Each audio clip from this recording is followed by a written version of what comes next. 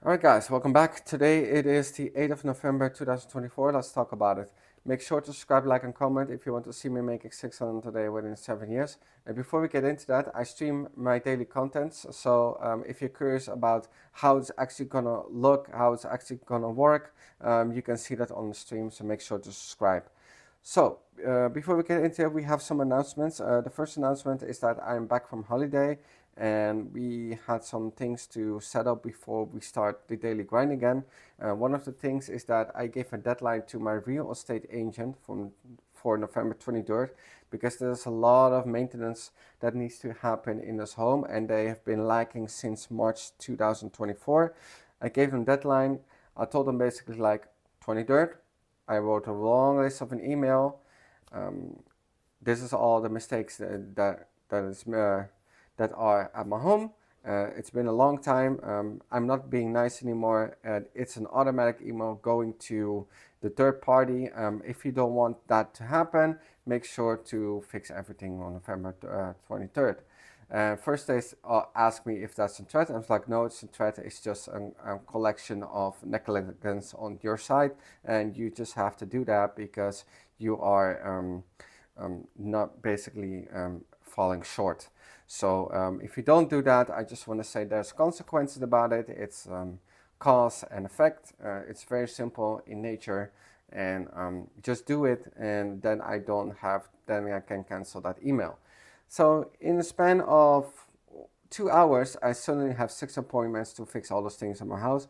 They all are before the 23rd of November. So I just want to say, lesson learned. You have to speak fear into people if things do not work. They fear this third party, and unfortunately, you have to talk to them this way. I've been very nice. I've been very adamant about things that I wanted to have settled, but still, that is not enough with these people. They don't care about emergencies or anything like that. They only care about the consequences on their side, um, according to the action, what they are showing me. So, also we worked on anti-vision. So if you don't know what anti-vision is basically a vision board that they usually make in companies like what I want to achieve. This is actually the opposite. Like, what if I don't do everything, how my life could look like? And that is pretty scary, according to me and my dreams that I have. So I made that board and I still need to print that and a print copy, but that will be done somewhere this week. And yeah, there's that. Let's get into the languages. So today I decided to work on the structure of the languages. If you don't know, I finished my top 100 Korean and top 100 Japanese goal of speaking. And basically since that, I kind of did not know what to do aside from Japanese because there was consistency on Japanese, but not on the Korean part. And I don't want to fall in some kind of hole that I'm learning Korean just to learn Korean. I want to be very precise in detail and know where I'm heading. So that is something that we worked on today. So let's talk about it. So I want to spend no more than 30 minutes on my language partners each day, depending on what kind of day it is. Is it a free day? Is it a brainstorm day? Is it an errand day? That all depends. I wrote them down. Also, we added a new application which is called Reword. Reword focuses on vocabulary on Japanese side and on Korean side. So let's talk about it specifically. So Korean, the struggle that I have is not knowing enough vocabulary, and that is something we're gonna build up gradually. So that is the first thing. Other thing is that I have a course. So the course is it's a Korean course on the lowest level, but I have to know some grammar to survive the language. So that is what we're gonna focus on. Also, because we have finished the top 100 Korean goal, we have to focus on which phrases are so important that I need to know them instantly while I'm speaking Korean. Also, we have to repeat because repeating was also an issue when it comes to the languages. I did not know when to repeat and I kind of neglected that. So we focused on that. Even though it's going slow, that is entirely okay with me as long as there's consistency going on with speaking, listening, writing, reading, those kind of stuff. So that was on the Korean part. Let's talk about the Japanese part.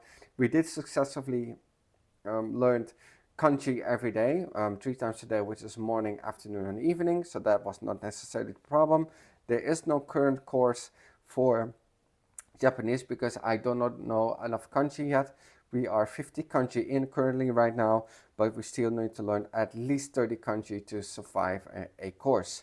Also, because we have finished the top 100 Japanese goal, we have to pick out the sentences or the phrases that are so important that I need to know them instantly. And also, we need to have a repeat structure for the course and for these kinds of sentences. So let's talk about rewords specifically. It's a vocabulary builder. There's one for Japanese, there's one for Korean, and there's also going to be 3 times a day. It's going to be morning, afternoon, and evening. In total, every morning it's going to be 15 minutes, every afternoon is going to be 15 minutes, and after every evening is going to be 15 minutes. And those are all the 3 apps. So it's the kanji, it is the reword from Japanese, which is the vocabulary builder, and it's the reword of Korean vocabulary builder. So how it seems like I'm spending too much time on that, but this is the extra time spent. Aside from 20 to 30 minutes language partner, I spent on each course, I spent no more than 35 minutes for each because it's 5 minutes repeating, 15 minutes about specifically learning phrases, and 15 minutes about the course. I'd rather be slow for this rather than fast. So both of them take me an hour a day, which I think is totally reasonable.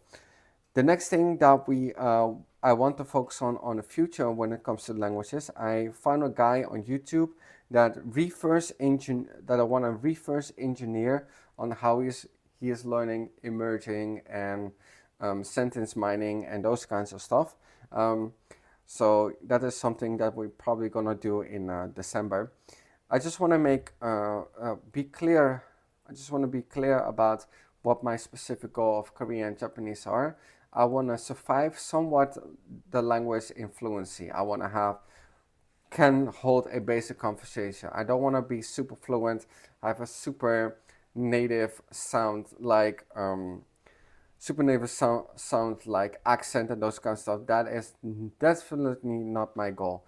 So hopefully that is clear. Also, we made a backup for the Drupal videos. If you don't know, I am probably going to go for content editor or no-code developer. I think it's a huge waste of time to going for a developer job. And the reason why I'm saying this is because I want to make 600 a day within 7 years. I do not want to build a career on a company. So it's very simple for me to not do that and focus on that. The brain power that I need to use for the company will drain me so much that I probably won't focus on my goal because I will be too tired. But I think for no code development, which actually goes hand in hand with my goal, because a lot of things are going to be no code as well with me.